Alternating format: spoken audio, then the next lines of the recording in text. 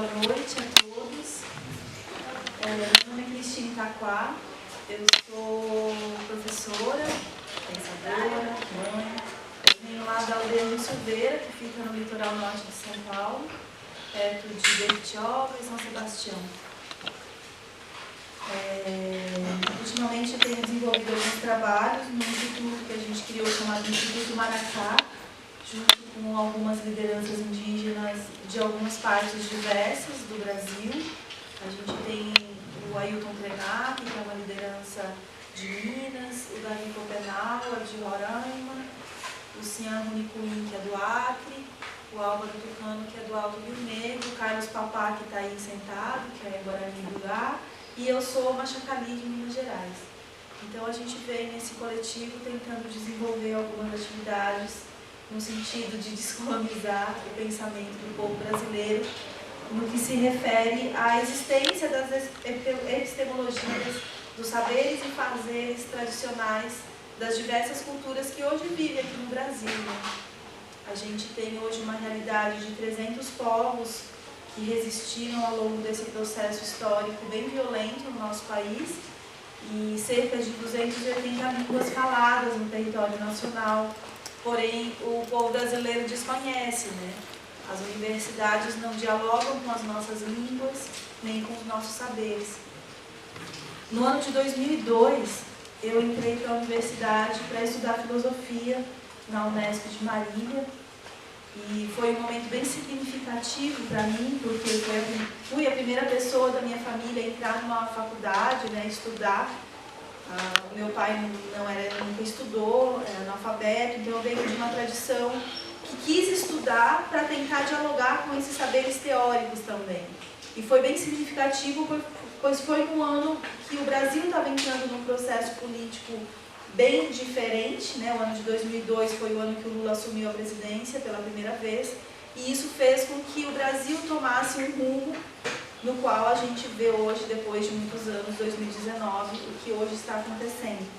Então, nesses anos todos, desde que eu entrei e saí da universidade, eu venho desenvolvendo alguns pensamentos referentes à importância da universidade dialogar com os saberes indígenas, né? A gente fala saberes indígenas, mas na verdade é muito mais que isso, né?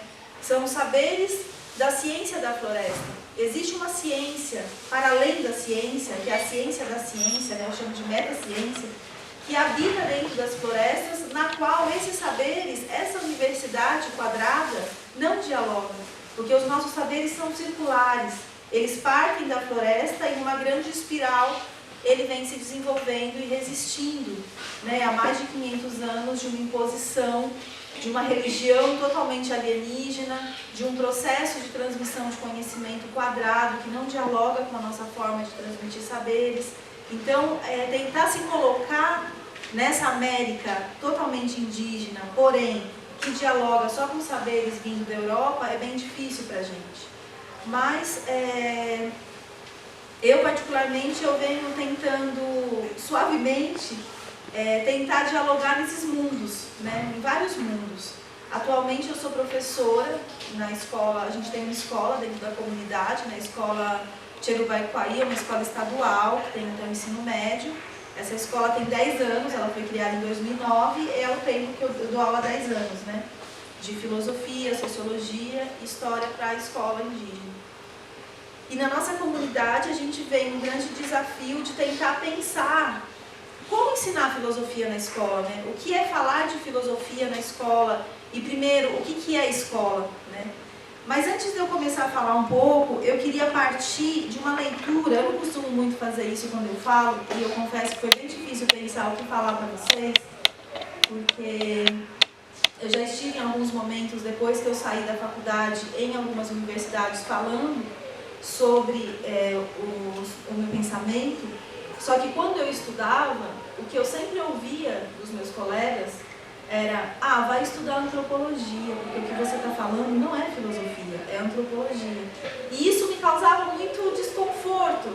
Eu achava até um pouco deselegante das pessoas, no sentido de que eu enxergava que eles eram tão, assim, não alcançar o entendimento do que você está falando e dizer o que você está falando é outra coisa, né? Então eu vinha com muita calma e venho também com muita paciência nesses longos anos, tentando esperar o momento em que a universidade vai estar preparada para dialogar com esses saberes. Então eu selecionei duas leituras, que eu não sei se vocês conhecem, mas são de dois filósofos atuais, brasileiros, que vêm desenvolvendo uma linha de pensamento muito próxima do que eu venho pensando. Eles são mais velhos do que eu e são pessoas importantes no meu processo de aprendizado, não só da luta política, mas da luta epistemológica, de acabar com essa criminalização do nosso saber, né? Com essa violência que vem negando, né? Há um negacionismo no sentido de que nós não temos pensamento, nós não temos saberes, nós não temos filosofia. Então eu separei essas duas leituras e eu queria começar lendo um trechinho pequeno desse livro, que é um grande tratado filosófico, eu chamo, não sei se vocês conhecem. Esse livro chama A Queda do Céu, é de um filósofo de Roraima, na divisa com a Venezuela, chamado Davi Copenaua, do povo Yanomami. E ele diz assim: a força do pó da Iecuana vem das florestas. Quando os olhos dos xamãs morrem sob seu efeito, descem para eles os espíritos da mata. Por isso, apenas quem toma a Iecuana pode de fato conhecer a floresta. Nossos antigos faziam dançar todos esses espíritos desde o primeiro tempo. Eles nada sabiam do costume dos brancos de desenhar suas palavras. Estes, por sua vez, ignoram tudo das coisas da floresta, pois não são capazes de realmente vê-las. Só sabem dela as linhas de palavras que vêm da sua própria mente. Por isso, só têm pensamentos errados a seu respeito. Já os xamãs não desenham nenhum dizer sobre ela, nem rabiscam traçados da terra. Com sabedoria, não as tratam tão mal quanto os brancos. Bebem Iecuana para poder contemplar suas imagens, em vez de reduzi-las a alinhamentos de traços tortuosos. Seu pensamento guarda as palavras do que viram sem ter de escrevê-las. Os brancos, ao contrário, não param de fixar seu olhar sobre os desenhos de suas falas, colados em peles de papel, e de fazê-los circular entre elas. Desse modo, estudam apenas seu próprio pensamento, e assim só conhecem o que já está dentro deles mesmos. Mas suas peles de papel não falam nem pensam, só ficam ali, inertes, com seus desenhos negros e suas mentiras. Prefiro de longe as nossas palavras. São elas que quero ouvir e continuar seguindo. Por manterem a mente cravada em seus próprios rastros, os brancos ignoram os dizeres distantes de outras gentes, de outros lugares e de outros saberes. Se tentassem escutar de vez em quando as palavras dos espíritos chapiri, seu pensamento talvez fosse menos tacanho e obscuro. Não se empenhariam tanto em destruir a floresta enquanto fingem querer defendê-la com leis que desenham sobre peles de árvores derrubadas. O que os brancos chamam de papel, para nós, é pele de papel, pele de imagens, pois é tudo feito de pele de árvores. Ocorre o mesmo com o que chamam de dinheiro. Também não passa de pele de árvores que eles escondem sob uma palavra de mentira, só para enganar uns aos outros. Disseram-me que os brancos fabricam seu papel triturando madeira. Com certeza não foi o seu Deus quem os ensinou a fazer isso. Seus ancestrais, cansados de desenhar em peles de animais, certo dia devem ter decidido, por conta própria, matar as árvores para fazer papel. Desde então, têm de triturar grandes quantidades delas para fabricá-lo. Não se preocupam nem um pouco com o fato de as árvores proverem o alimento dos espíritos das abelhas e de todos os animais com asas. O líquido que os brancos chamam de tinta e que utilizam para traçar seus desenhos de palavras, acho que deve ser outra coisa que há muito tempo seus antigos começaram a tirar da floresta. Vermelho ou preto vem das tinturas de urucum dos espíritos, parecidas com as que usamos em nossa pele, mas que são outras e muito mais bonitas. Os dizeres de nossos ancestrais nunca foram desenhados. São muito antigos, mas continuam sempre presentes em nosso pensamento, até hoje. Continuamos a revelá-los a nossos filhos, que depois de nossa morte farão o mesmo com os seus. As crianças não conhecem os espíritos Chapiri. No entanto, prestam atenção nos cantos dos xamãs que os fazem dançar em nossas casas. É desse modo que, aos poucos, as palavras dos maiores vão fazendo o seu caminho nos pequenos. Depois, quando ficam adultos, tornam-se por sua vez capazes de vê-las e ouvi-las. É assim que transmitimos nossa história, sem desenhar nossas palavras. Elas vivem no fundo de nós, não deixamos que desapareçam. Desse modo, quando um rapaz quer por sua vez virar espírito, pede ao xamã renomado de sua casa para lhe darem seus espíritos Chapiri. Estes, então, lhe transmitem antigas palavras, que se instalam nele e vão se renovando e aumentando com o passar do tempo. Os brancos, por outro lado, não param de querer desenhar suas palavras. Essa também não é coisa que foi ensinada por seus deuses. Deve ser porque suas mentes são muito mesmo esquecidas. Seus ancestrais devem ter criado esses desenhos para poder seguir seus pensamentos.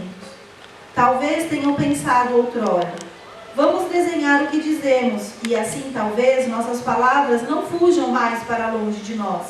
É verdade. Suas palavras não parecem se firmar por muito tempo em suas mentes. Se escutarem muitas delas, sem marcar seu traçado, elas logo desaparecem de seu pensamento.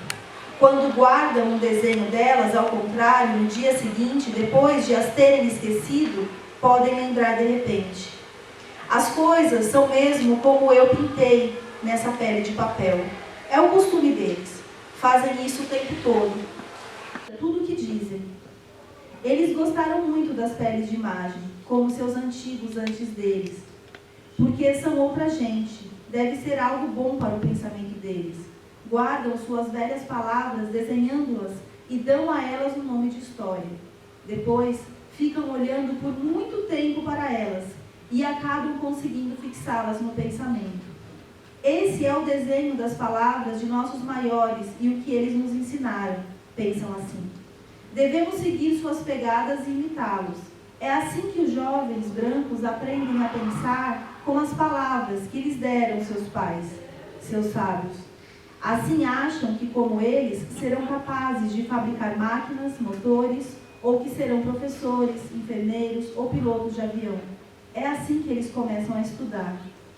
Nós somos habitantes da floresta. Nosso estudo é outro. Aprendemos as coisas bebendo pó da Ecoana, com nossos xamãs mais antigos. Nos fazem virar espírito e levam nossa imagem muito longe, para combater os espíritos maléficos ou para consertar o peito do céu. É assim que os antigos xamãs nos fazem conhecer os espíritos Chapiri da floresta. Abrem seus caminhos até nós e os mandam construir nossas casas de espírito. Nos ensinam também a palavra de seus cantos e a fazem crescer em nosso pensamento. Os brancos acham que não sabemos nada, apenas porque não temos esses traços para desenhar nossas palavras em linhas.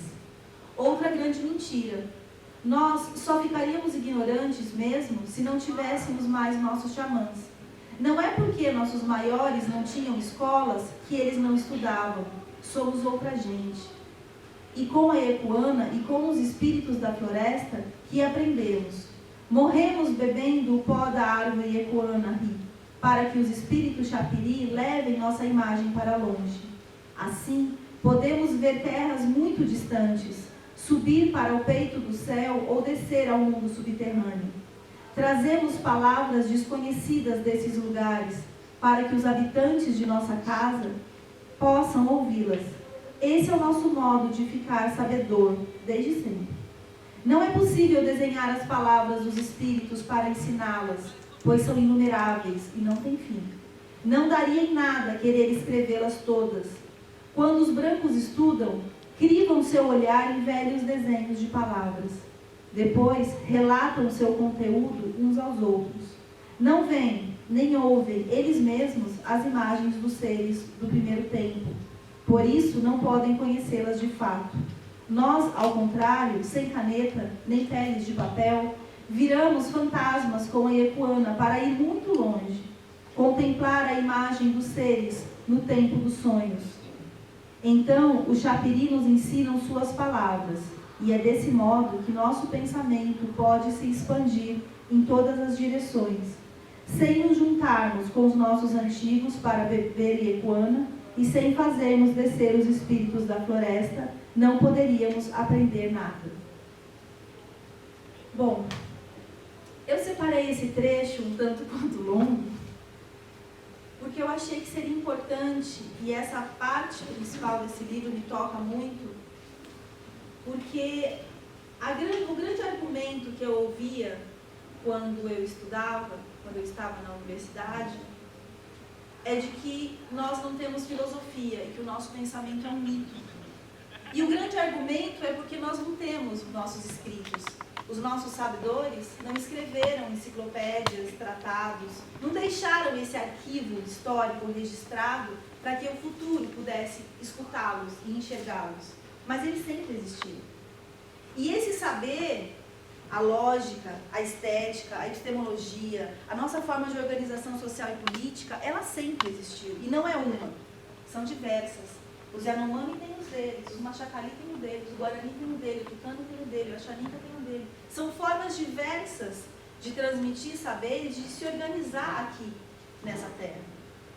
Então, quando nos é imposto um outro modo de pensar e toda essa estrutura, né, da filosofia europeia que tem em seu pensamento, e hoje eu observo muito, quando a gente olha hoje como está a Grécia, como está a Alemanha, como está todos os países europeus, será que eles estão de fato escutando o que os seus sábios deixaram registrados nessas peles de imagem de tantos livros que habitam nas bibliotecas?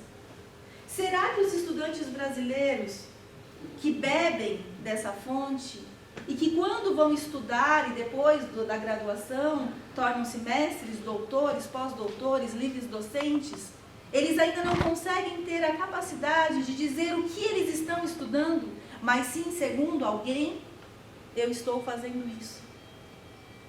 Então, qual que é o papel do estudo da filosofia hoje na vida de quem estuda a filosofia?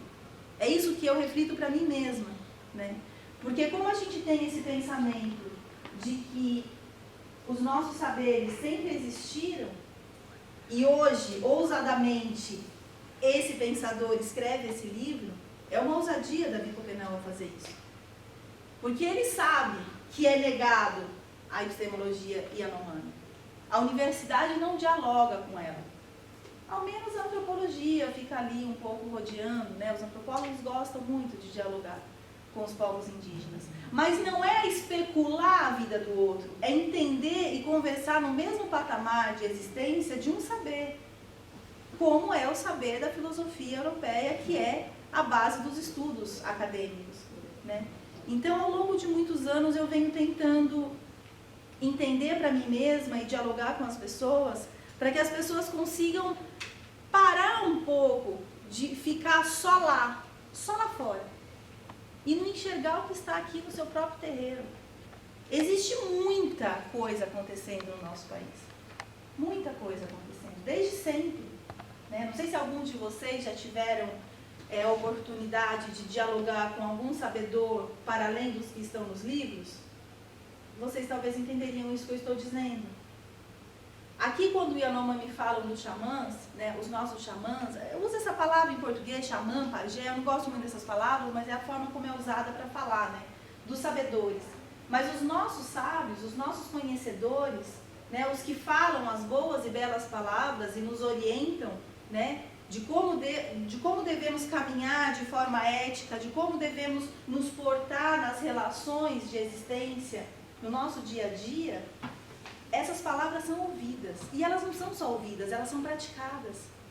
E é isso eu, como professora, né, numa escola, que eu venho tentando falar para os meus alunos, de que não basta escrever apenas. Esse é o grande desafio da filosofia.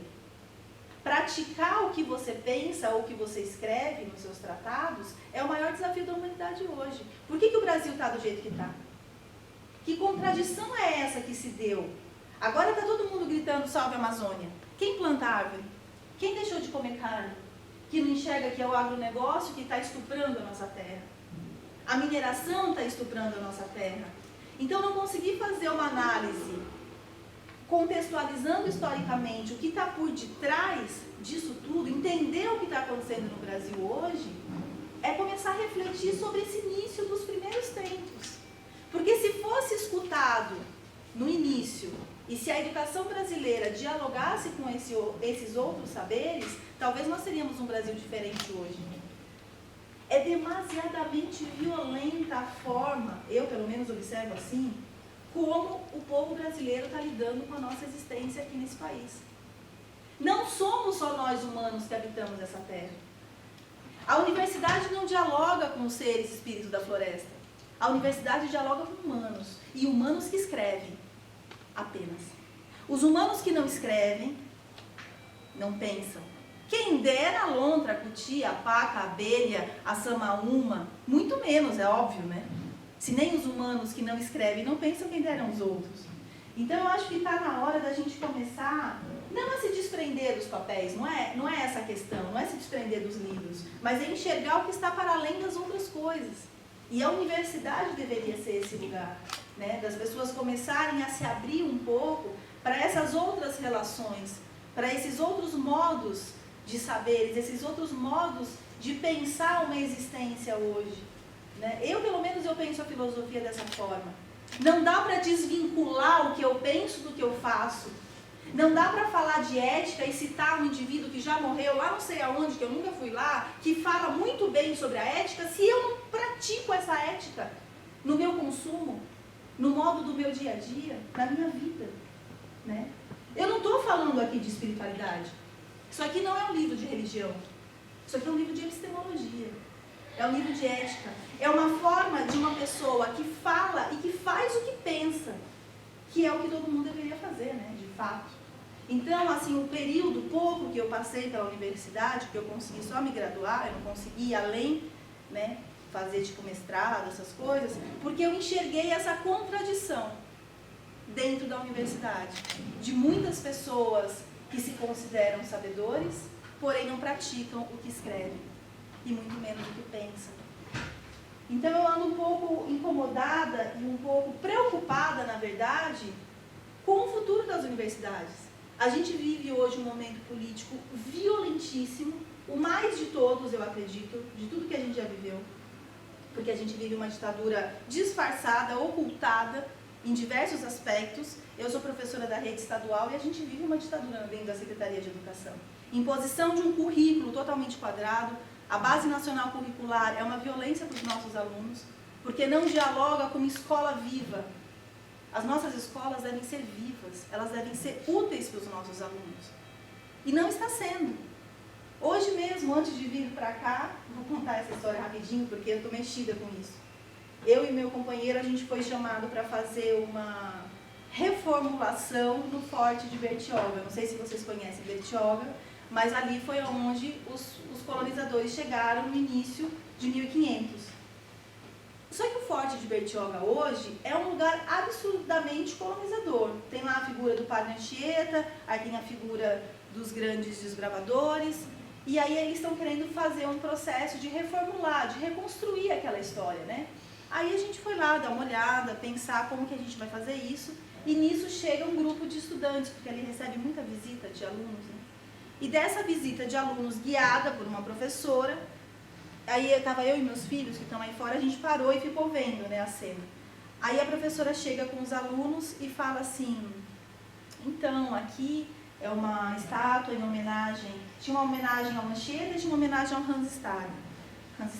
E aí eu sei que nessa do Anchieta a professora diz assim, aqui mostra a imagem do Padre Anchieta recebendo os indígenas, e ele foi trazido pelos portugueses para acalmar os índios, porque os índios eram muito bravos, violentos, canibais, então eles tiveram que ser catequizados para aprender a ser mais calmos. Eu fiquei horrorizada com aquilo. Estamos no ano de 2019 e uma professora de história ainda não é capaz de ensinar para uma criança a real. Então, para mim isso não é triste, é violento para uma criança. Eu quase me intervi, mas eu falei assim, não, calma, sai, vamos embora. né? Peguei meus filhos, até o meu filho de 11 anos, ele parou e falou assim, mas você não vai falar nada? Vamos lá falar para ela que ela está mentindo. Eu falei, não posso fazer isso. Vamos deixar, vai ter a hora certa de intervir. Então, eu enxergo todo esse colapso que está acontecendo no nosso país, não vou dizer a culpa, porque eu não gosto dessa palavra, mas o fator principal que estrutura essa violência é a educação. A educação brasileira é um absurdo hoje. E não é só a educação que está acontecendo na escola estadual, não sei do que, é a universidade. A faculdade de História, de Filosofia, de Língua Portuguesa, de Artes, não dialogam com os nossos saberes. E não só os saberes indígenas, os saberes africanos, os saberes asiáticos, os saberes diversos que existem nesse planeta. Então isso, gente, é urgente. É urgente, eu até me espantei e fiquei também um pouco agradecida, esqueci de agradecer inicialmente, o convite de vir até aqui. Porque é muito raro alguém chamar alguém que não é mestre nem doutor para falar sobre algum assunto no simpósio de filosofia, né? Porque nunca se é considerado que esse saber é um saber importante para abrir um diálogo. Então eu fiquei bastante agradecida de estar aqui com vocês hoje, por essa necessidade da gente repensar para onde vamos. Para onde vamos com tantos saberes? Para onde vamos com tantos livros? O que vamos fazer quando se formar? O que cada um aqui vai fazer? Não sei se todo mundo aqui estuda filosofia, mas o que vai fazer? Vai dar aula? Vai continuar pensando por aí alguma coisa? O principal é praticar o que fala. Não adianta, gente, não adianta escrever um tratado alienígena citando centenas de pensadores mortos e viver dentro de um globo, dentro de uma bolha. Vocês estão entendendo o que eu estou dizendo? Isso é urgente. É urgente. A gente vive até hoje um estupro cultural, um estupro espiritual, um estupro epistemológico. Religiosos entram dentro das nossas comunidades até hoje para falar de Deus, para falar da Bíblia. A Secretaria de Educação impõe para a gente um modelo de educação que não condiz com o que a gente pensa em ser transmissão de conhecimento. As mídias, a televisão e todo esse processo vem da mesma forma. Então, se alguém aqui dentro dessa sala tem a pretensão de se tornar um educador, a gente precisa se unir. Os educadores do Brasil que vão formar pensamento nas escolas, a gente tem que fazer algum jeito de reformular isso. De fazer com que as nossas crianças vivam essa floresta viva, que é a escola viva. A escola viva é a escola que dialoga com o que você realmente está fazendo. Porque não dá mais para a gente fingir que não está acontecendo nada. Ou fingir que está tudo bem. Porque não está tudo bem. E a tendência é só piorar. Esse contexto político que se configurou ainda vai demorar muitos anos para isso se dissolver. Porque a gente, de uma certa forma, permitiu que isso acontecesse. O agronegócio cresceu no Brasil de uma forma muito grande porque a maioria das pessoas consome boi. A mineração da mesma forma. Nos últimos anos, o que aconteceu, a morte do Rio Doce, a morte do Rio Paraupeba, a morte futura do Rio São Francisco, que vai morrer até o final do ano, porque todo o nojo, toda aquela lama podre do Rio Paraupeba está escorrendo para o Rio São Francisco, é o próximo que vai morrer. O Rio Xingu já morreu faz anos, poucos sabem. Mas todos os agrotóxicos que o agronegócio despeja nos rios, que afloram e desaguam no Rio Xingu, o Rio Xingu está morto. Gente, o nosso corpo é composto de veias. Qualquer um aqui, se tiver um alto teor de gordura no sangue, vai ter um colapso de colesterol e vai ter um infarto e não vai viver. As nossas veias de sangue limpas nos mantêm vivos. Assim é a Terra. Os rios são as veias da Terra. E a Terra está entrando em colapso. Porque nós estamos assassinando a Terra. Então não dá para falar de outra coisa, não dá para pensar em outra coisa, se não enxergar isso, esse estupro. Que tem muitas mulheres negras, trans, indígenas sendo estupradas quase todos os dias, sabemos que tem. Mas a maior estuprada hoje é a Terra. E a gente vai tomar consciência dessa violência quando entra no supermercado. Porque o supermercado tem toda aquela colorido, um plastificado, bonito. É nessa hora que a gente toma a dimensão do que está acontecendo. Porque enquanto a gente não conseguir mudar os nossos hábitos e repensar o que nós estamos fazendo do nosso conhecimento, da forma como eu absorvo o conhecimento nesse império que é a universidade, né? Que transmite conhecimento, que nos possibilita dialogar com diversas realidades, se a gente não consegue sair dessa bolha e jogar para a realidade, dizer, e agora, da porta para fora, como que eu vou lidar com o mundo lá fora? Essa é a questão. Porque me parece, eu falo isso como uma pessoa que já esteve dentro da universidade, o que acontece dentro da universidade é uma bolha, só acontece ali. Então, não dá mais para a gente continuar desse modo, sabe? Nós somos responsáveis por isso tudo, de uma certa forma, né? Então, eu penso assim que repensar os nossos hábitos e refazer essa caminhada é um desafio. Porque, independente da crença que cada um tem, ou se não tem, não importa, mas nós fomos providos de um sopro interno, que é essa nossa palavra, que sai em forma de sopro. E esse sopro de palavra que transmite o amor ou o ódio, ele vem para informar. Estamos mergulhados num mundo de informação. Informações visíveis e invisíveis, tecnológicas ou naturais, mas são informações. E esse sopro que sai da gente, ele não está caminhando no mesmo compasso do nosso pé. Esse é o maior desafio. Equilibrar a nossa boca com o nosso pé e fazer com que os dois caminhem juntos é o maior desafio hoje. E a gente vive uma sociedade contraditória que não está entendendo, de fato, fala para cá e anda para lá. E aí as coisas não estão se encontrando. Eu tenho conversado com algumas pessoas mais velhas que têm sonhado muito, e essa é uma outra questão também, as pessoas estão deixando de sonhar. E os mais velhos estão dizendo, nos seus sonhos que eles veem, de que algo muito... Eu não sei muito falar sobre isso, mas eu queria só trazer um pouquinho essa reflexão, no sentido de que as pessoas que têm um desenvolvimento, é que espiritual não é a palavra boa, mas os povos indígenas, de um modo geral, têm um desenvolvimento de comunicar-se com os espíritos. Os espíritos donos dos seres, né? O espírito da árvore, o espírito da abelha, o espírito da lontra, o espírito da montanha. Falamos com as montanhas, falamos com as árvores, falamos com os seres. E esses seres que não estão sendo escutados, porque eles não vão ser convidados para vir aqui conversar com a gente, eles estão lá. Então os mais velhos que estão lá, concentrados, conversando, eles estão observando a gente, que circula para todos os lados, que fica lá respondendo mensagem no Telegram, no WhatsApp, em todas essas redes todas de informação que a gente acabou sendo mergulhados. Somos vítimas desse universo informacional e a gente não sabe o que fazer com isso. Então esses mais velhos que estão na floresta concentrados, eles estão vendo aonde isso vai dar. Nós não estamos conseguindo ver, que somos mais novos, mais inexperientes, vamos dizer assim, mas os mais velhos estão já há muitos anos nos alertando sobre essa grande contradição. Aonde vamos levar essa contradição? A própria existência da escola dentro de uma comunidade já é uma contradição. Porque a escola é uma instituição de fora, não é o nosso modo de transmitir saber. O nosso modo de transmitir saber é falar dos sonhos, é falar das palavras que os mais velhos falam e sonham. Não falar disso aqui, não é falar de livro. Os livros entraram na nossa vida, para mim foi bom, eu gosto de ler.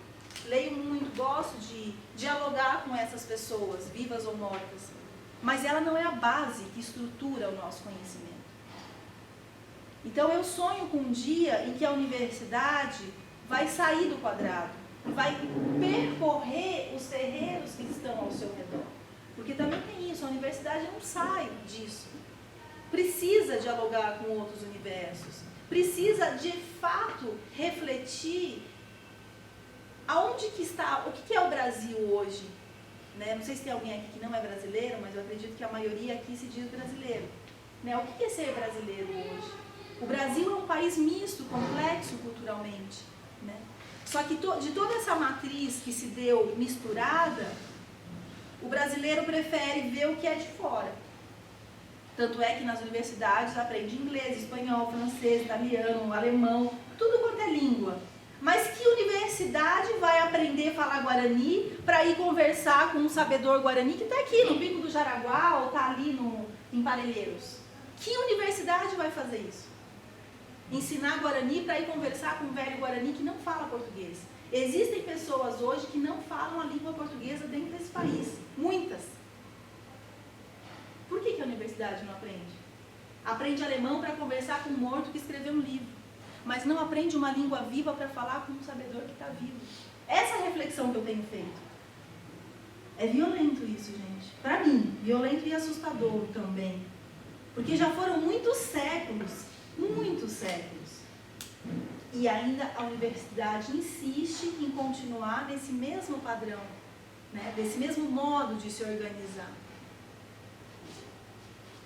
Bom, quando eu venho também, isso já faz alguns anos, né, que a gente vem pensando essa forma política, vamos dizer assim, né, do nosso país se organizar.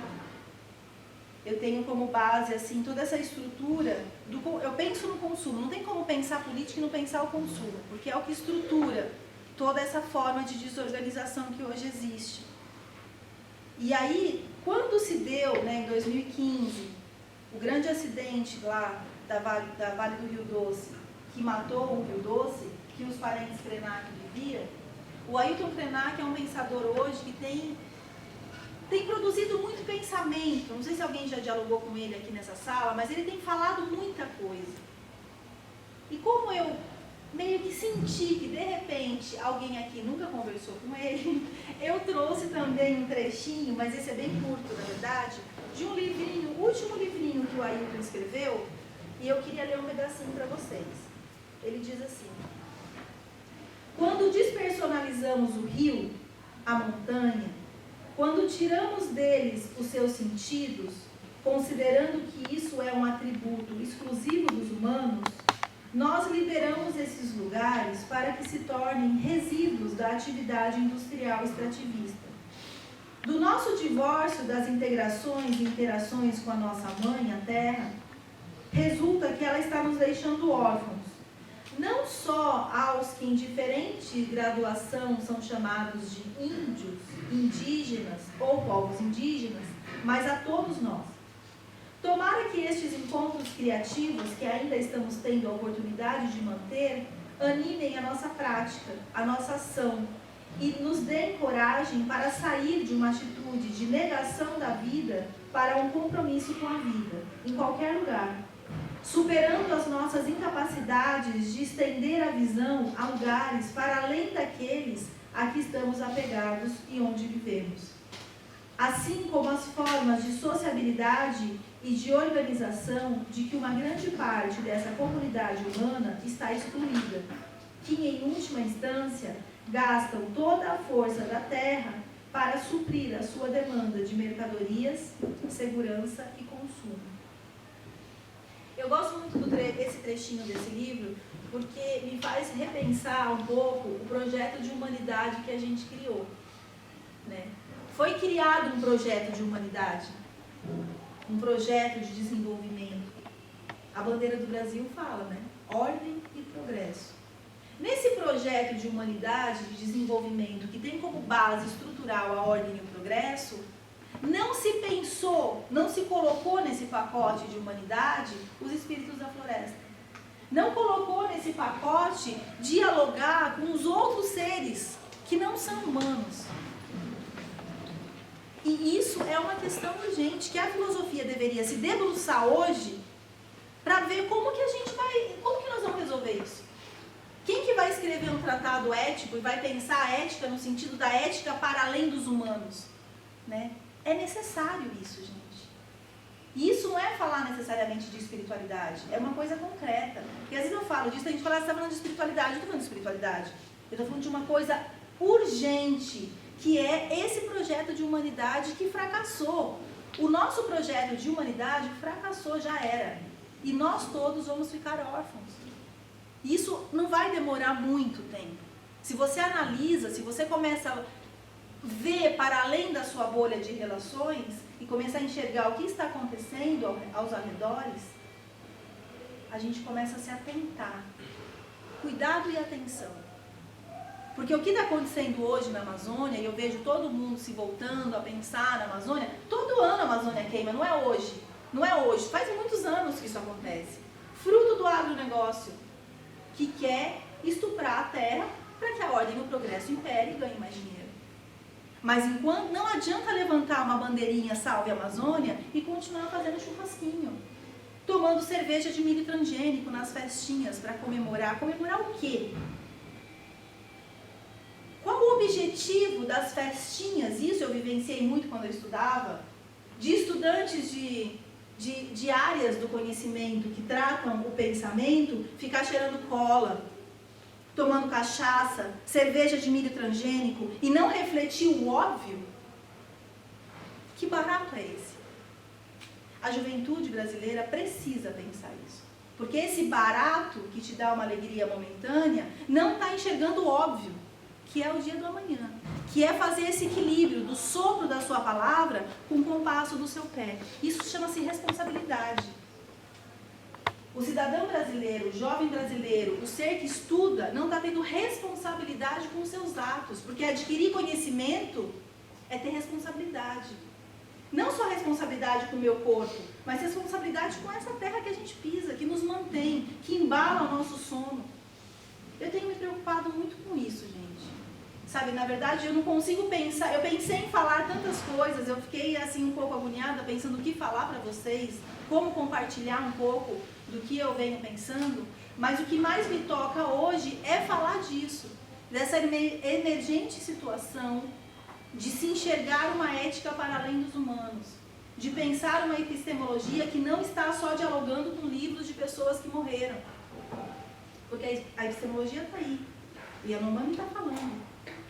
E eu não sei se vocês sabem, os Yanomami estão sendo estuprados pelo ouro. Ouro que muitos, quando casam e selam o seu amor, colocam para dizer que ama o outro. Esse ouro está matando o povo Yanomami em Roraima. A mineração do diamante e do ouro, ela assim, cresceu 5 vezes de junho do ano passado para julho desse ano. Assim, absurdamente. Não sei se vocês acompanham esses outros assuntos, né? Mas é muito grave o que está acontecendo no nosso país, dentro e fora dos territórios indígenas. Não estou me referindo só aos territórios indígenas, mas quando a gente fala da morte de um rio, e o Krenak tem falado muito disso, o Ailton, porque quando você vive ali, você vê aquilo acontecendo, te toca, né? Quando alguém te belisca, você fala, ai, doeu. Mas se o belisco não está sendo na sua pele, você não está sentindo. Foi isso que o Ailton falou no início desse ano. Alguém perguntou para ele se ele estava preocupado ou assustado com a entrada do Bolsonaro na presidência. Ele disse, eu não estou preocupado. A gente já sofre isso há 500 anos. Eu estou preocupado, sim, com os brancos, com os jovens, que não estão acostumados a ser beliscados como nós estamos. Né? Não está sendo cutucado na sua pele. E agora está todo mundo junto, a gente está no mesmo barco. Então, ou a gente pega esse barco e rema todo mundo na mesma direção, ou esse barco vai afundar. Então, repensar esse projeto de humanidade, repensar essa ordem e esse progresso, que é o lema que sustenta esse país, que todo mundo se vestiu de time de futebol, né? Porque a galera só põe a camiseta do verde e amarelo quando o time da seleção vai jogar e vai comemorar o orgulho de ser brasileiro, porque o Brasil ganhou as eleições. Todo mundo se vestiu de verde e amarelo, todo mundo não, a grande parcela do Brasil se vestiu de verde e amarelo para colocar esse estrupício aí no poder. E agora? Para onde vamos remar esse barco? Para onde vamos colocar essa busca de conhecimento? Porque eu acredito que todo mundo que está na universidade está buscando conhecimento. Para onde vamos remar esse conhecimento? Para dentro do nosso próprio ego ou para dialogar com esses outros seres? Porque eles estão aí. Da mesma forma que eu quero que meu filho beba água, porque se ele não beber água ele vai morrer, a lontra também. Todo dia a lontra acorda, não sei se alguém aqui conhece lontra. É um bichinho muito lindo que vive nas águas doces, nos rios. Só que se os rios estão podres, os filhos da lontra não vão ter água para brincar. Quem está preocupado com os filhos da lontra? Quem está preocupada com a jataí, que é uma abelha nativa da Mata Atlântica, que está praticamente desaparecida, porque as torres de celular estão por todos os lados pregadas nos picos das torres, E elas se perdem quando voltam para casa buscar o pólen. Então nós estamos assassinando a nossa terra. E estamos matando todo mundo que vive nesse projeto de humanidade. Então repensar esse projeto de humanidade, gente, hoje, para mim, é pensar uma filosofia. É pensar uma busca de saber que enxergue o que está para além desse negócio, desses livros. Porque esses livros, eles fazem com que a gente se feche em nós mesmos. E a gente só fala deles. Segundo eles, porque eles e eles. E o resto? E o resto? O que garante o que você come? O que garante a água que você bebe? O que garante o sonho que você tem? Vocês sonham? A galera aqui na sala, vocês costumam sonhar? É uma pergunta. Não façam que nem meus alunos. Às vezes eu pergunto assim, então vamos sério, assim, vocês costumam sonhar dia a dia, assim, à noite? Não sonhar acordado, sonhar dormindo mesmo. Porque o sonho, gente, tem uma capacidade tão potente de também transmitir conhecimento que fosse um livro. É como se fosse um livro. Alguns mais velhos têm falado pra gente que essa falta de potência criativa de sonhar nas pessoas que vivem na cidade é por conta desse universo de informação, de energia nos olhos, de alimentos que se consomem e da forma como está vivendo. Eu demorei para entender isso, mas como eu tenho caminhado muito pela cidade, para vir, dialogar, falar, a gente começa a perceber isso. As pessoas estão tristes. A depressão e essas festinhas de cerveja de milho transgênico e cola, como eu vi muito na época que eu estudava, reflete essa tristeza.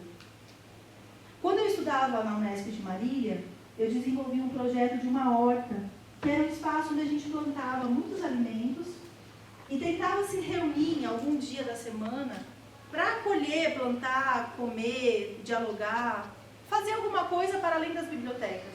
E era muito interessante. Isso foi crescendo e as pessoas, não só da filosofia, mas de várias áreas, começaram a praticar junto esse contato com a terra. Só que depois de alguns anos que eu fui embora, e eu voltei de novo para Marília um dia, eu percebi que acimentaram tudo, destruíram toda a horta, todas as árvores que a gente plantou, de muitas frutas, para construir mais prédios. Então encheu de prédios e as árvores foram todas retiradas. No primeiro momento eu senti uma leve tristeza, mas depois eu sentei e comecei a refletir que isso é a estrutura do nosso país. As cidades são assim. São Paulo é uma cidade de rios enterrados, mas os rios não estão mortos.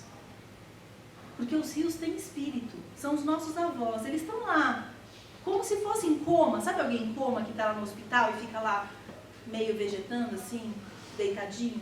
É os rios. Os rios estão em coma, porque as pessoas estão o tempo todo cagando, despejando os seus resíduos, sufocando as formas de vida. Formas de vida que estão querendo dialogar com a gente, mas a gente não tem espaço para dialogar com eles. Porque é muita informação, né? É muito diálogo, é muita mensagem, é muita comunicação, é muita curtição. E aí não dá tempo de dialogar com esses outros seres. Isso tudo que eu falei para vocês, eu estou falando para mim mesma. Porque eu ouço isso dos mais velhos todos os dias. Alertas, né? É como fica lá, soprando essas palavras para que a gente consiga mover alguma coisa, não para mudar, porque eu acho que as coisas não se mudam assim como mágica, mas pelo menos plantar sementinhas para despertar as pessoas. Então é isso que eu tenho pensado, é isso que eu tenho falado por onde eu ando. E pensar esse estupro da terra e essas relações que se dão para além dos humanos é uma coisa tão simples, mas ao mesmo tempo tão difícil. Porque todo mundo foi treinado, desde a primeira série, a segunda série, ensino médio, todo esse processo da escola, né? Tem gente que nasce e morre na escola, fica velho dentro da escola, e aí não consegue dialogar com as outras escolas. As escolas que estão para além da escola, que eu chamo de escola viva. Lutar por uma escola viva é lutar pela existência desses outros diálogos, né, que o Ailton chama de encontros criativos. Quando você se permite dialogar com esses outros seres, encontrar, né, essas formas de diálogo, você começa a perceber coisas que nunca te ensinaram. A gente está sendo o tempo todo enganado, só que parece que as pessoas não percebem isso. Né? É até um pouco irônico, mas é interessante a forma como a universidade está nos enganando. Porque uma vez eu recebi uma visita de umas escolas lá na minha comunidade, e aí ela perguntou assim, a professora, por que vocês querem escola na sua aldeia? Eu falei, depende, tem vários quereres, né? Um quer para aprender a ler, o outro quer para aprender um dia entrar numa faculdade, conhecer as leis, enfim. Aí o meu aluno perguntou, e você, para que você quer escola? Aí ela falou assim, a gente quer escola para ser alguém na vida. Aí uma outra aluna falou, mas o que é ser alguém na vida? Do que você está falando? Aí eu comecei a pensar e eu fiquei quieta ouvindo esse diálogo e falou assim, é isso mesmo. Parece que na cidade as pessoas estudam o ensino fundamental para fazer o ensino médio, aí estuda o ensino médio para passar no vestibular, aí passa no vestibular para entrar na faculdade, aí passa na faculdade para arrumar um emprego, e aí arruma um emprego para ganhar dinheiro. E arruma o dinheiro para quê? Então essa busca de um saber que o ponto final dele é arrumar um emprego e acessar o mercado de trabalho é uma coisa nojenta. Porque para nós o processo de aquisição, de transmissão de conhecimento, a finalidade não é o dinheiro, mas é conseguir fazer com que esse sopro de palavras saiam no mesmo compasso do meu caminhar. Fazer o que você fala hoje é um grande desafio. E eu vejo que muitas pessoas hoje não estão alcançando o entendimento do que isso significa. Tanto é que a gente tem um estrupício no poder. Se a maior parte de uma população colocou um indivíduo como esse, é uma vergonha. E muitos são universitários, muitos são pessoas que têm entendimento, parece-me que têm entendimento das coisas. Então agora, como que a gente vai resolver esse problemão? Como que a gente vai fazer com que a terra não seja estuprada e que a gente possa continuar tendo água para beber? Eu não sei, eu ainda não tenho a resposta. Mas eu estou muito preocupada e falo assim, verdadeiramente para vocês, que cada um de vocês que se deram, né, ou se permitiram estar aqui alguns minutos para me ouvir, né, numa universidade que é tão grande, eu achei até que teria menos pessoas, mas até tem bastante gente, porque normalmente as pessoas não se interessam muito para dialogar sobre essas coisas, porque eu não estou citando nenhum morto, mas enfim. Eu penso que a gente tem que sair um pouco dessa bolha, como eu já disse anteriormente, e tentar enxergar o óbvio, porque o óbvio está na nossa frente, só não enxerga quem não quer. Eu acho que é um pouco isso que eu preparei, assim, nessa essa fala um pouco urgente, assim, da gente parar para refletir mesmo sobre para onde vamos, né, e de enxergar um pouco esse contexto amplo do que eu venho chamado de estudo da terra. É um pouco pesada essa expressão, mas ela é muito significativa para entender o que significa o agronegócio e a mineração nesse país. E pensar o que a gente está fazendo dentro da universidade, né? Pensar o que a gente quer com os nossos saberes e para onde que vai o eco das nossas palavras. Eu acho que é isso, gente. Eu agradeço vocês estarem aqui nessa noite. E aí, se alguém quiser falar alguma coisa e compartilhar um pouco do que está pensando com relação a isso ou a outra coisa, eu acho que abre aí um pouquinho para a gente poder fazer esse diálogo. Obrigada. Jenny, muito obrigada.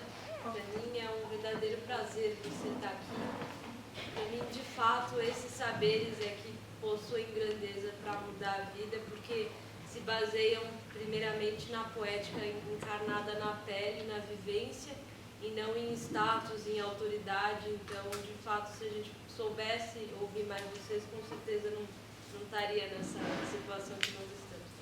O que eu queria fazer mesmo é, primeiro, te agradecer por estar aqui e te ouvir um pouco mais, com certeza. Eu gostaria que você comentasse de como seria possível, então, nós perfurarmos estas barreiras institucionais. Eu falo aqui especialmente da universidade, porque é onde eu me encontro e é onde eu também gostaria de dialogar. Atualmente eu desenvolvo uma pesquisa que, apesar de estar dentro de um registro acadêmico com filosofia francesa, junto com o meu orientador, nós tentamos aproximar essa questão da vivência que passa da filosofia. Eu queria ouvir você sobre essa questão, como perfurar essas barreiras acadêmicas. E mais uma vez, muito obrigada.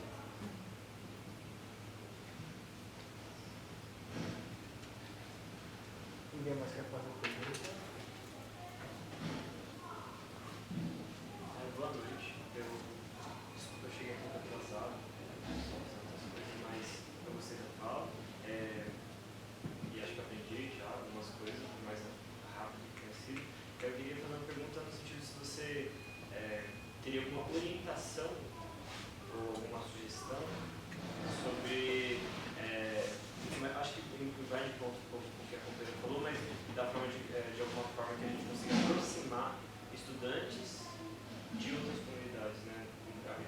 No seu caso especificamente, mas existem outras comunidades quilombolas, né? Não necessariamente na questão da produção do conhecimento, mas na questão de aproximar mesmo, né? Se você teria alguma dica também, né, nesse sentido. Vamos ter uma perguntinha aqui, duas. Uma mais direta, para realmente dialogar, outra meio acadêmica. A primeira, eu vi que, eu acho que nenhuma vez na sua fala falou animais, falou outros, talvez até numa igualdade ontológica, no centro de seres. Gostaria que comentasse sobre isso, né? Essa pergunta que eu acho mais dialoga. A segunda, eu acho que sai um pouco da sua fala, mas tem tudo a ver com a Sofia. Na sua crítica, a academia achei muito interessante.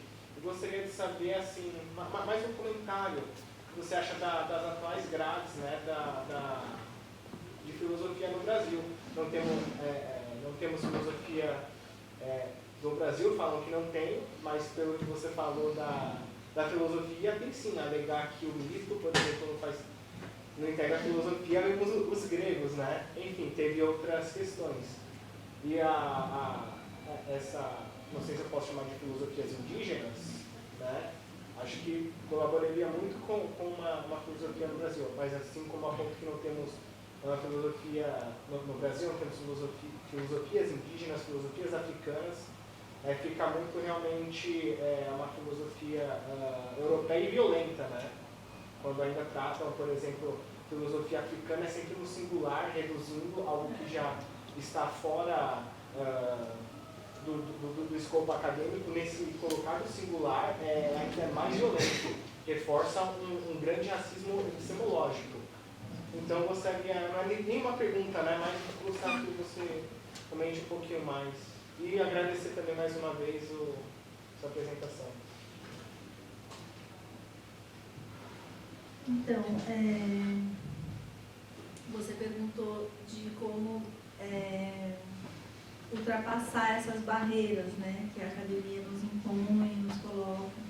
Esse é um grande desafio, eu acho, não tem uma fórmula. Eu passei por isso e fiquei, né, por muitos momentos eu pensava em sair correndo, desistir, porque eu falei, não adianta eu ficar te falando com pessoas que não estão entendendo o que eu estou falando. Mas, por outro lado, a insistência em você permanecer no espaço e tentar criar estratégias de ampliar os diálogos, né, eu acho que isso já é uma forma de você ultrapassar esses limites que a academia impõe, né?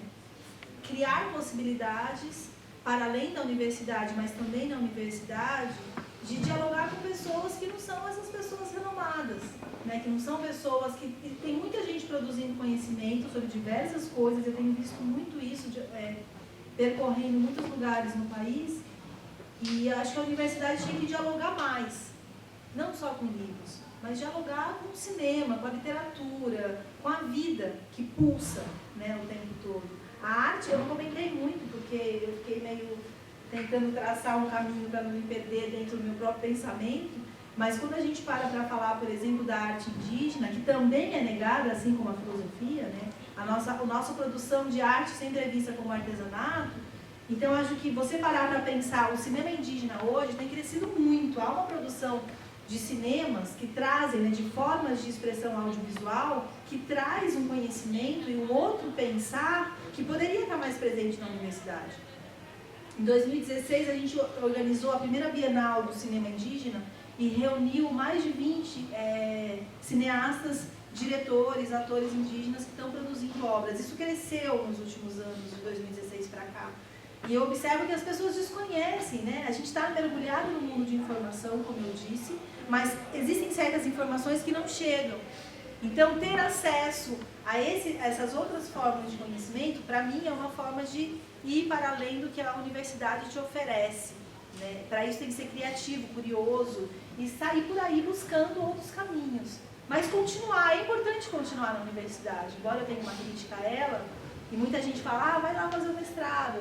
Não sei, talvez um dia eu volto. Eu acho que eu já estou fazendo mestrado. Desde que eu parei de estudar, eu continuo pesquisando, talvez um dia eu escreva e retorne à universidade. Mas permanecer nela é uma forma também de resistência, no sentido de fazer com que ela enxergue essa multiplicidade, né, de formas de ser e existir num país mega diverso, totalmente contraditório, mas que cada um tem o seu papel fundamental, né? Então, acho que resistir é um caminho de vencer essas barreiras. Não sei, eu tenho pensado sobre isso também, não tenho uma resposta muito concreta.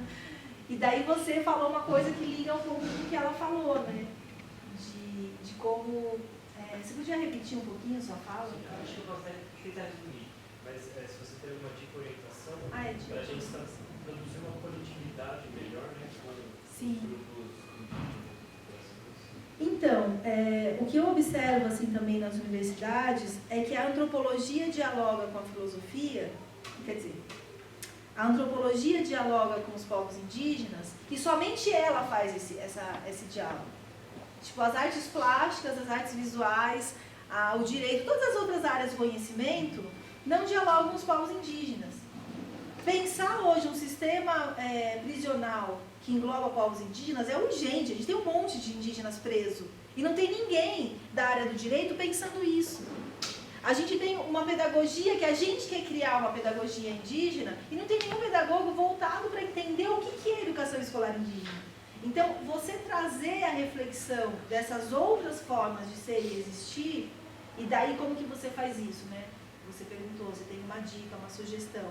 É sair de dentro da universidade. Como eu disse, tem comunidade aqui no Jaraguá, tem comunidade aqui em Parelheiros. Todo o litoral de São Paulo, Vale do Ribeira, tem comunidade. E as universidades de São Paulo, a Unifesp eu não sei tanto, mas a USP, a Unicamp, saem daqui de São Paulo e vão lá para a Amazônia, para a Austrália, sei lá, vão para Júpiter procurar povos indígenas e não dialogam com quem está aqui do lado. O povo Guarani, gente, isso eu tenho assim um baita orgulho de viver com os Guarani. Eu não sou Guarani, eu sou de um povo de Minas Gerais, mas eu vivo com os Guarani há 15 anos e eu tenho um baita orgulho do meu povo Machacali, do povo Guarani, do povo Krenak, porque a gente está aqui na linha de resistência há mais de 500 anos, desde que os caras chegaram, e a gente ainda tem a nossa língua, a gente tem a nossa forma de pensar a relação com os espíritos, que muitos não têm mais. Você vai lá no Japão, os Ainu, que são os povos indígenas do Japão, eles perderam as suas caracterizações. Os Sami, que são os indígenas da Finlândia, estão num processo super difícil de vida. E vários outros povos indígenas, aqui na Amazônia mesmo, que têm contatos muito recentes, de 70, 100 anos, praticamente estão todos evangélicos. Então, você sair da universidade e um dia visitar a aldeia do, sei lá, na Telandeporã, ali em Parelheiros, é você dialogar com essas outras existências. Existências que estão resistindo. Resistindo muito. Resistindo a tudo quanto é forma de violência que você pode imaginar. Mas estão ali. Cultivando mais de 20 espécies de batata doce. Mais de não sei quantas espécies de milho nativo, crioulo, colorido. Tem milho preto, milho branco, milho vermelho, milho colorido. Isso é resistência. A universidade não está dialogando com isso. Então, assim, não está tão difícil assim. Né? Quando você entra na internet, você tem um universo de informações ali, mas se você procura dialogar e saber o que é o cinema indígena hoje, todo o cinema indígena é falado na sua própria língua, que já é uma coisa interessante, porque você para lidar com uma outra língua.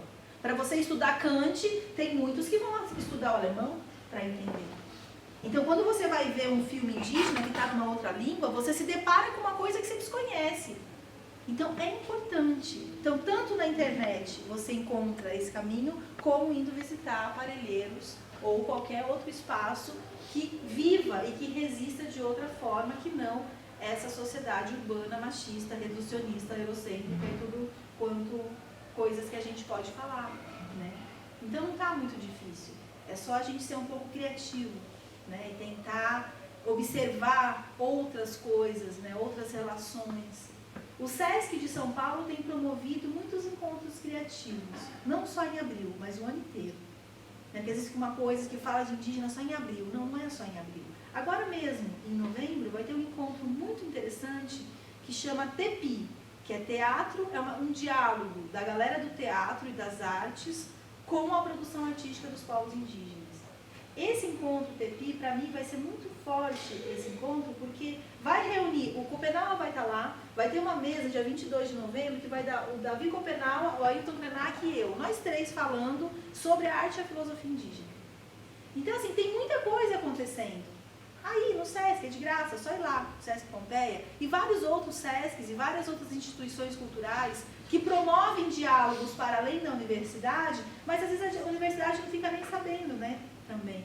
Então, acho que a gente tentar descobrir esses outros caminhos é uma forma da gente resistir na universidade, trazendo esses ecos de outras palavras, né, acho que é importante.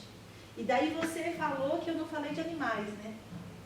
Mas eu falei das lutas, das partes, como é que reformula isso? Não, é que eu achei interessante não usar a palavra não falar, usar animais em si. Porque geralmente quando usa a palavra animal há uma inferiorização, colocando o homem sobre a natureza e não o homem na natureza, que foi o que eu vi na sua fala. Sim. Pois é, então, essa coisa de eu falar, né, dos outros seres, quando eu tento abordar esse assunto que eu chamo de estupro da terra, e essa visão que eu tento enxergar esses seres todos, humanos e não humanos, visíveis e não visíveis, é justamente colocar todo mundo no mesmo patamar, porque estamos todos no mesmo patamar. Foi uma ideia meio estranha que colocou padrões de diferença nisso tudo. E eu venho tentando entender isso, na verdade. Para mim mesma, eu não tenho isso muito entendido, mas eu tenho tentado pensar e falar para que as pessoas também comecem a se posicionar e, mesmo que às vezes incomodadas fiquem, mas que comecem a pensar sobre isso, né? De que forma que a gente vai se entender com esses outros seres que não são o que facilmente a gente consegue dialogar, né? Que são os humanos. Então é um pouco isso. Daí você continuou falando da questão do racismo institucional, de toda essa relação que existe hoje dentro da universidade, dos outros saberes, né? Eu acho que esse evento, Sofia, traz, você até comentou que alguém falou do racismo institucional esses dias, né? Numa outra fala. Eu acho que um evento como esse, ele traz essa reflexão e fica nessa pulga atrás da orelha, vamos dizer assim, de pensar o que eu já falei aqui muito, né? Que na verdade não é uma crítica, assim, uma crítica à universidade, mas é uma reflexão para além dos livros, né? Uma reflexão para além dos grandes sabedores que já se foram e que deixaram a sua memória muito bem registrada, para que a gente possa aprender com elas. Mas a reflexão que eu trago, né, é no sentido da gente tentar respeitar e não inferiorizar o que não está sistematizado. Essa é a grande sacada, sabe? De você, porque os nossos saberes não estão sistematizados, há uma violência contra eles. Há uma perseguição também contra os nossos saberes, né? As pessoas que pensam, os indígenas que se colocam a pensar, que se ousam sair da comunidade para falar em espaços como esse, nós somos perseguidos. O Ailton Krenak e o Davi Copenau, eles estão recebendo ameaça de morte. Porque eles estão lá, denunciando lá fora do país, o estupro da terra que está acontecendo aqui. Porque é difícil dialogar aqui dentro, né? E as universidades, quando abrem esses espaços, tem aqui um tiquinho de gente pensando. Mas pensou se tivesse muita gente pensando isso? Né? Então, acho que é um pouco essa a minha mínima contribuição, no sentido de trazer para vocês uma sementinha aí da gente pensar essa urgência de mudar os hábitos. Acho que o principal que me toca hoje é mudar hábitos para pensar toda essa relação, né? Uma universidade que seja mais verdadeira no sentido de aceitar que existem outras formas de saberes, né? E que não são esses que historicamente se fixaram, que se impõem nas grades curriculares, né? Porque acho que, não sei se existe alguma universidade brasileira hoje que tenha uma formação curricular que traga essa possibilidade de dialogar com as filosofias indígenas e com as filosofias africanas e com todas as outras formas de produção de conhecimento ao longo da história. Eu acho que ainda não tem, mas pode ser que tenha. Se a gente continuar persistindo nisso, pode ser que um dia, não como optativa, mas como matéria obrigatória, tenha ali. Porque se um de vocês, por curiosidade, forem atrás desse livro e começarem a ler A Queda do Céu, vocês vão se deparar com um universo de informações que o professor de epistemologia, de lógica, não trouxe. E aí vai começar a pesquisa.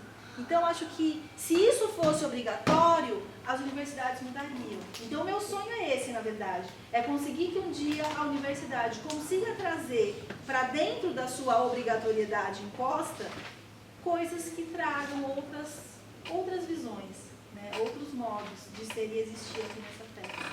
Acho que é isso, gente. Não sei se alguém tem mais alguma contribuição aí. Uma pergunta só para falar. Aqui na Unifesp tem uma cátedra, a cátedra Capora, Sim.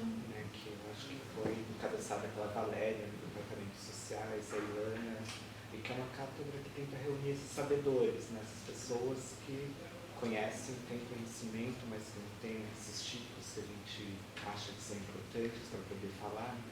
Então, eu lembro de ter vários cursos que contaram vários guaranistas, e foram falar sobre cinema indígena, falar sobre epistemologias indígenas, então, tipo, tem esse espaço. Não sei como que ela está funcionando agora, que ela está no Brasil, mas... Né, Então, não é? Capora.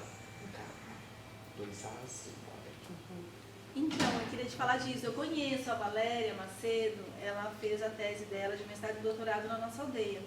E quando teve uma atividade do Capora, não me lembro se foi 2017 ou 2018, eu e o Papá viemos, porque o Papá ele faz cinema, ele é diretor de cinema e produz vídeos e tal. E aí a gente veio, ele para falar do cinema e eu para falar da epistemologia, e vieram vários outros em dias diferentes. E a gente tem esse conhecimento, né? Então por isso que eu falei, tem algumas coisinhas acontecendo, e é bom que continuem acontecendo cada vez mais, porque abre a possibilidade, a curiosidade das pessoas dialogarem, né? E daí eu queria contar para vocês uma coisa que está acontecendo, que para mim é muito importante, porque assim, não tem muito a ver com tudo isso que a gente está falando, mas também tem, porque a educação escolar indígena aqui em São Paulo é uma coisa muito violenta. Desde o Alckmin até o Dória, a gente não tem nenhum tipo de apoio, só imposição, imposição, imposição. Aí em 2015 a gente criou uma coisa que a gente chama FAPISP, que é o Fórum de Articulação dos Professores Indígenas do Estado de São Paulo, porque o Estado de São Paulo é bem grande, né?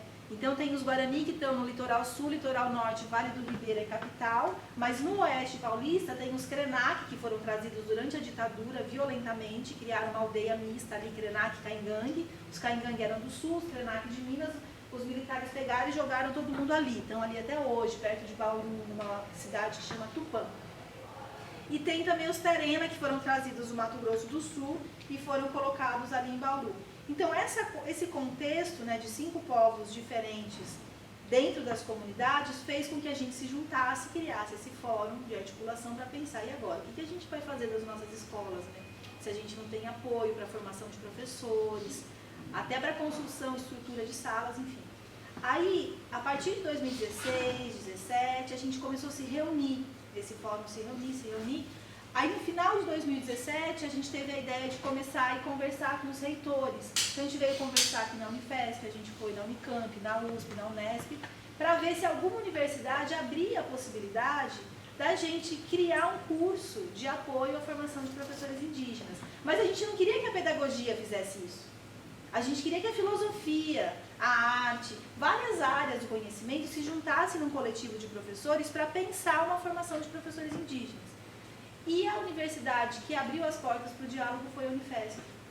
Então, desde o ano passado, isso é chamado de curso de extensão, mas na verdade é um grupo de trabalho que a gente está desenvolvendo junto com alguns professores aqui da Unifesp e também da USP, para criar essa licenciatura que foi dividida em 5 módulos do curso de extensão, e agora em novembro a gente finaliza esse curso com o nosso programa de como que a gente pensa essa licenciatura intercultural, né, voltada para a formação de professores indígenas. Só que quando a gente acessou a Unifesp, existia no Ministério da Educação a SECADI, que é uma secretaria direcionado à educação escolar indígena, que existia um programa de licenciatura que é chamado ProLind, Programa de Licenciatura Indígena. Quando esse Esturbício entrou, ele acabou com a CECADI, acabou com o ProLind, então isso quer dizer, a gente não tem mais recurso para acessar no MEC para viabilizar essa licenciatura, que é o nosso grande problema hoje, né? Então, agora em novembro, que a gente vai se reunir com o pessoal da Unifesp, da USP, todo mundo, para finalizar esse projeto, né, de licenciatura, a gente vai ter que criar alguma estratégia para que em 2020, 2021, a gente consiga, de fato, efetivar essa licenciatura. Mas eu estou contando isso para vocês porque foi a Unifesp que abriu as portas para dialogar com a gente. E como vocês são estudantes, se alguém se interessar em saber mais da educação escolar indígena ou contribuir de alguma forma para que a gente consiga fazer com que as escolas indígenas tenham, de uma certa forma, ferramentas aqui nesse universo, que embora a gente às vezes tenha muitas críticas, mas eu vejo a universidade também como uma poderosa ferramenta para a gente continuar a nossa luta, né, no sentido de quanto mais conhecimento a gente adquire, mais força na luta, no diálogo verbal a gente tem. Então, tem muitos alunos meus que querem fazer faculdade. Tem um aluno meu que estuda filosofia. E aí eu falei para ele prestar vestibular aqui na Unifesp e em alguns outros lugares. Então, sei lá, se alguém se interessar por esse assunto também, sobre educação e tudo mais, né? Aí a gente pode continuar o diálogo no outro momento. Mas é isso. Agradecida.